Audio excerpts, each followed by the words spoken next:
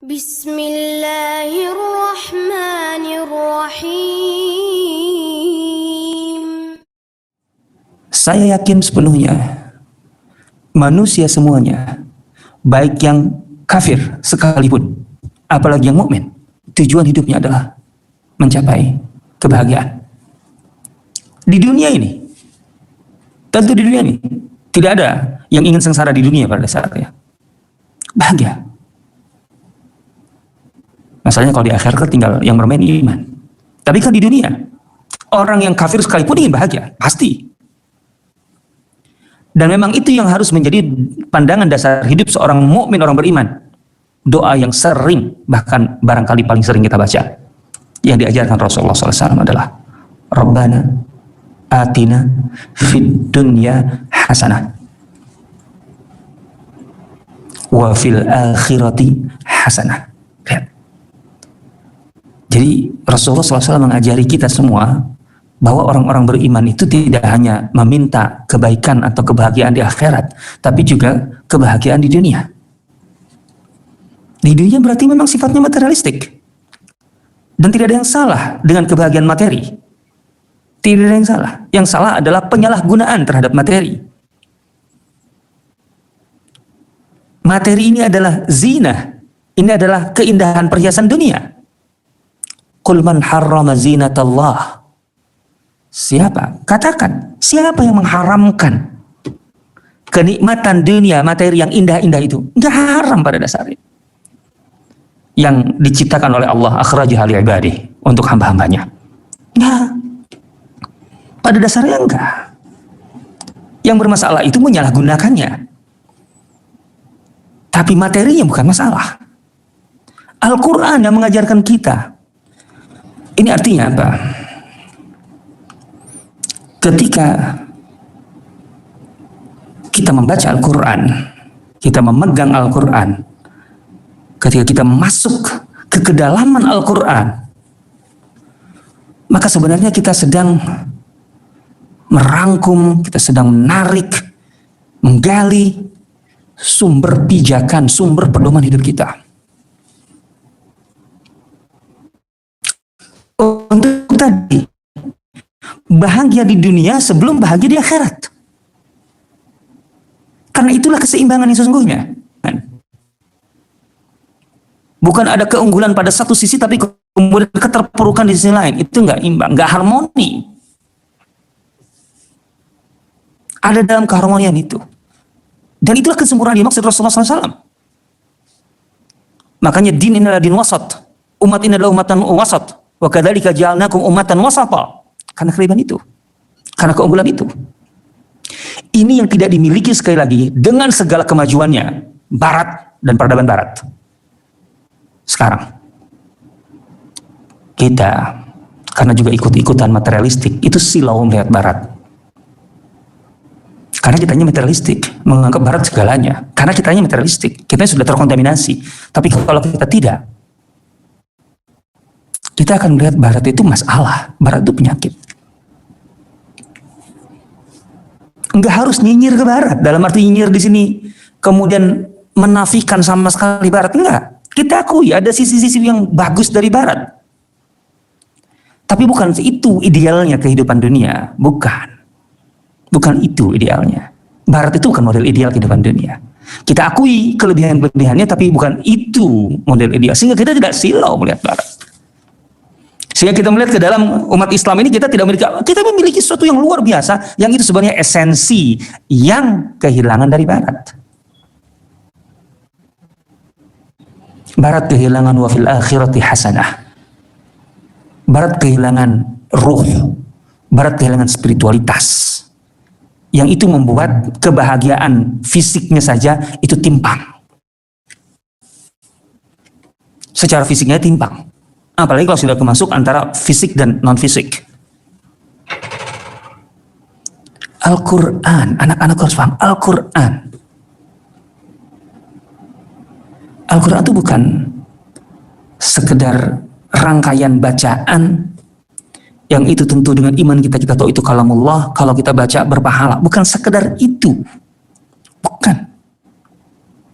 Kalau Al-Quran batasannya berhenti di situ, terbatas di situ, maka kita tidak akan dapatkan sosok Abu Bakar yang ketika baca Al-Quran itu sangat tersentuh, sehingga kemudian Al-Quran itu, Abu Bakar itu kalau baca Al-Quran di Mekah itu jadi tontonan, terutama anak-anak dan kaum wanita di Quraisy, ya, karena laki-lakinya kan gengsi, karena menarik, membaca sesuatu begitu khusyuk dan menangis. Tapi itu baru satu sisi.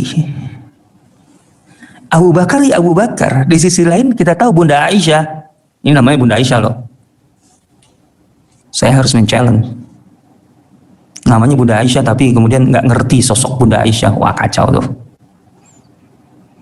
Jadi stempel doang Bunda Aisyah, tapi nggak tahu Bunda Aisyahnya kayak gimana. Harus tahu. Harus tahu karakternya. Harus menjadi inspirasi Bunda Aisyah itu, dan memang luar biasa.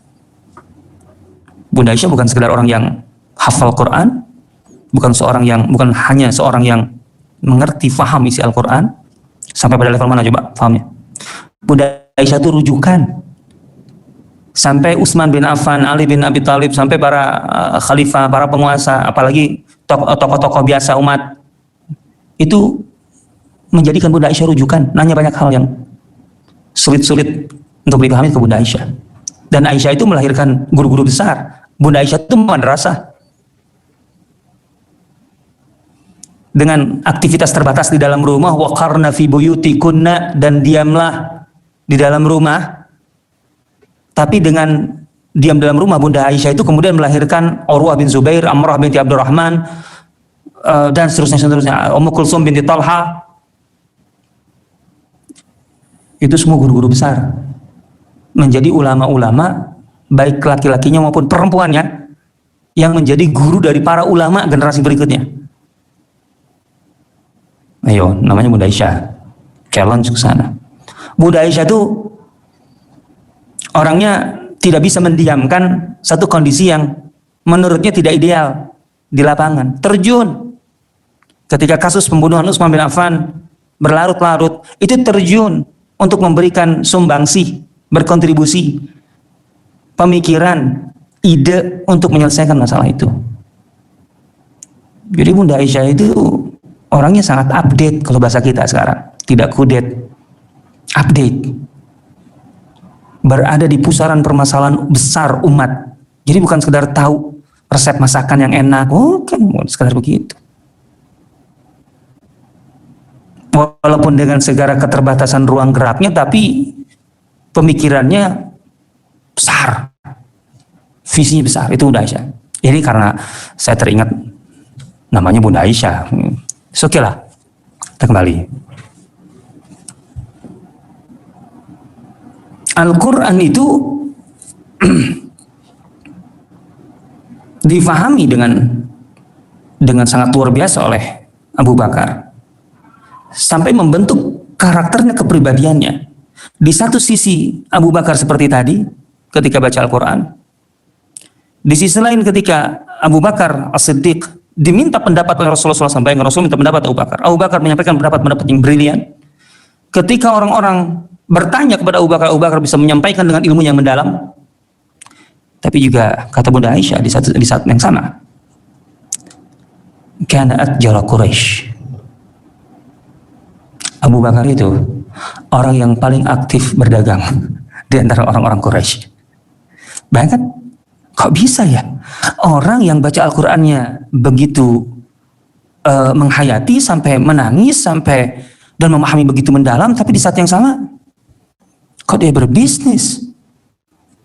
Lah kok bisa? Jangan kemudian dipikir bahwa bisnisnya Abu Bakar itu di luar pemahamannya terhadap Al-Quran. Enggak, sama sekali. Itu bagian dari itu. Ini bukan sekedar masalahnya ingin mendapatkan harta dan kesenangan dunia. Enggak. Karena bukan hanya Abu Bakar. Umar juga berdagang. Dua orang ini orang terdekat dengan Rasulullah. Ummu Salamah mengatakan, kalau tidak salah Ummu Salamah, kedekatan Umar dengan Rasulullah SAW tidak menghalangi Umar untuk kemudian berbisnis. Gitu ya.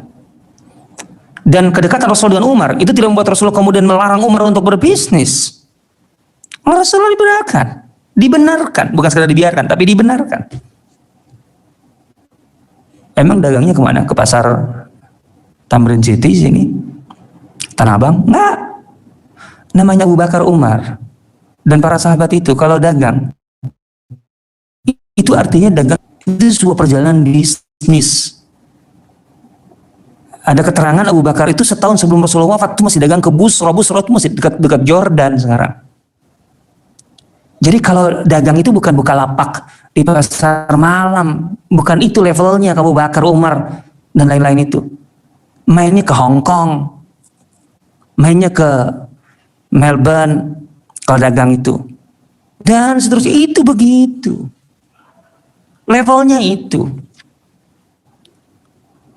Dan ini tidak keluar dari kedekatannya dengan Al-Quran. Ini harus kita pahami dengan baik. Justru karena mereka itu memahami Al-Quran dan mereka itu digembleng oleh Rasulullah, hidup bersama Rasulullah, Rasul melihat mereka. Dan bukan hanya Abu Bakar dan Umar. Syukran ya Rabbi, syukran, hadaita qalbi, syukran.